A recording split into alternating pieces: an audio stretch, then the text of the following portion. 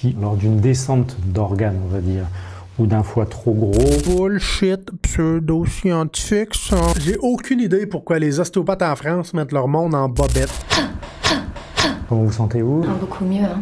Complètement libéré. De sacrés torticolis. Emmanuel est professeur de tennis.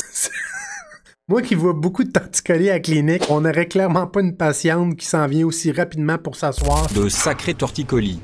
Emmanuel est professeur de tennis. Les patients et patientes qui ont des torticolis à la clinique, là, puis là, ils s'assoient tranquillement. Parce qu'ils savent que s'ils font un petit mouvement trop vif, ça va venir pincer dans le cou. Fait que ça, le beau mouvement de la tête, toi, qu'on a fermé la Sacré porte, torticolis. c'est beaucoup trop vite pour une personne qui aurait réellement un torticolis. Emmanuel est professeur de tennis et depuis... Petit mouvement des cheveux aussi qu'on aurait été incapable de faire avec un torticolis. Elle doit se rendre régulièrement chez son ostéopathe pour soulager ses cervicales.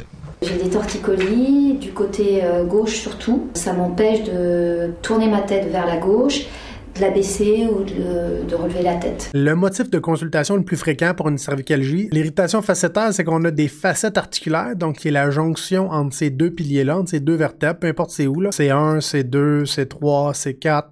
C'est 5, c'est 6, c'est 7. La jonction qu'on a de chaque côté à droite et à gauche, on a une petite capsule, la capsule articulaire. Généralement, quand les patients vont avoir ça, il va avoir juste une amplitude de mouvement qui va être restreint avec la douleur. Quand on tourne à droite, ça fait mal à droite. Quand on tourne à gauche, ça fait mal à gauche. C'est pas vraiment un torticolis. Les pseudo-torticolis, c'est qu'on a des gros spasmes dans le cou à cause des muscles, notamment le SCM, va nous empêcher généralement des deux côtés de faire des mouvements. Donc, le pseudo-torticolis, la tête est droite, mais on a vraiment de la difficulté à tourner des deux côtés. Le vrai torticolis, on est croche à cause des gros spasmes du SCM, à gauche ou à droite avec la douleur. Puis l'irritation facétaire, on n'est pas tant limité, mais il y a une amplitude de mouvement qui pince du même côté. Vous n'avez pas eu de choc particulier depuis ces 4 mois? Vous n'êtes pas tombé sur la tête? Vous n'avez pas eu de problème? Après plusieurs questions pour déterminer la cause du torticolis, le pseudo-torticolis, le torticolis et l'irritation facétaire, c'est toutes des sous-catégories de la douleur non spécifique au cou. Il n'y a rien de déplacé, il n'y a rien de coincé, il n'y a rien d'endommagé, il n'y a rien d'inflammé. Il y a juste des composantes tissulaires qui sont responsables pour cette douleur-là. On a déjà fait une capsule YouTube sur la douleur non spécifique, elle va apparaître en haut à droite. C'est toujours un combat éternel entre les stresseurs psychologiques, les stresseurs mécaniques, les stresseurs physiques. Ça prend trop de place et là, le cerveau décide de mettre en place de l'inconfort qui, si on persiste à travers tout ça, va se transformer en douleur et éventuellement avec des pertes d'amplitude de mouvement. Une évaluation par une série de tests. À la nuque. Vous resserrez vos deux coudes en avant. J'ai aucune idée pourquoi les ostéopathes en France mettent leur monde en bobette. Ça sert absolument à rien. C'est pas parce qu'on a mal au cou que tout se passe au niveau du cou. Les douleurs peuvent provenir d'autres endroits du corps. Non. Faut faire attention avec d'autres régions du corps, là. Si on a des douleurs au cou, exemple, on a une irritation facétaire à droite, fait qu'on se rappelle les facettes à droite ou à gauche, là, ça se peut que les petits muscles de chaque côté viennent protéger cette région-là. Fait que ça se peut qu'on ait de la douleur référée ailleurs. Fait que si on suit la fibre de ce petit muscle-là, vous voyez que ça s'en va dans la région thoracique. Puis après ça se peut même que le trapèze, qui est le muscle par-dessus, lui ici participe dans ce mécanisme de protection. Puis là, vous voyez qu'on peut avoir de la douleur à l'épaule, de la douleur au milieu du dos, même très très très bas. Et je le sens où ce qui s'en va, lui là, il va parler d'abdomen puis de viscères, là, je vous le garantis. Du bassin, des lombaires. Mais aussi des organes. Et voilà. Mais aussi des organes. Du bassin, des lombaires. Mais aussi des organes.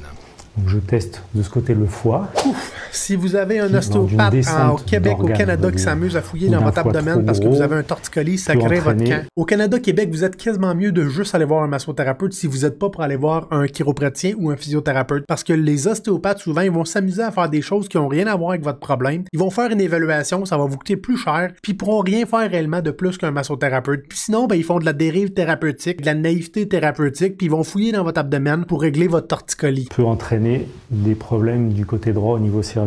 Bullshit pseudo-scientifique, ça. Éventuellement une tension sur les cervicales. Être à l'origine de douleurs musculaires sur les cervicales. Bullshit. Quelques minutes plus tard, l'ostéopathe est en mesure de poser son diagnostic. Les ostéopathes au Canada-Québec ne pourraient pas vous faire un diagnostic. Même en France, je pense même pas qu'ils ont le droit de faire un diagnostic. Je pense que les seules personnes qui peuvent faire des diagnostics en France, c'est le kinésithérapeute puis le médecin. La chiropratie en France, l'ostéopathie, c'est pas régulé, c'est des écoles privées, c'est pas reconnu comme formation. Les seules personnes au Québec, à part le médecin, qui peuvent vous donner un diagnostic sur votre condition neuromusculo-squelettique, c'est le docteur en chiropratique ou le physiothérapeute. Blocage au niveau viscéral, d'abord au niveau estomac et diaphragmatique, qui est le muscle respiratoire. Il y a un blocage au niveau cervical ici, qu'il faudra peut-être lever. L'ostéopathe commence par libérer le haut du dos. Ça, c'est bien ça, parce que dans les études, pour beaucoup de conditions cervicales, les manipulations dans le haut du dos sont tout aussi pertinentes que les manipulations dans le cou. Vous soufflez. Voilà. Puis il traite les tensions abdominales. Et on souffle, inspirez bien. Avant de terminer par la tête et les cervicales. 15 minutes seront nécessaires pour traiter le torticolis d'Emmanuel. Comment vous sentez-vous? Beaucoup mieux, hein. Complètement libéré. Complètement libéré. N'oubliez pas aussi, quand vous voyez des vidéos sur Internet, là, la personne a voulu se mettre à moitié à nu pour une vidéo, questionnez-vous sur la pertinence de ce cas clinique-là. Il n'y a pas beaucoup de gens qui sont réellement en douleur qui vont vouloir qu'on leur mette une caméra dans leur face. On passe à autre chose, c'est quoi ça ici? Oh, ça on pourrait aller voir cette vidéo-là avec un vrai cas de torticolis. Complètement libéré.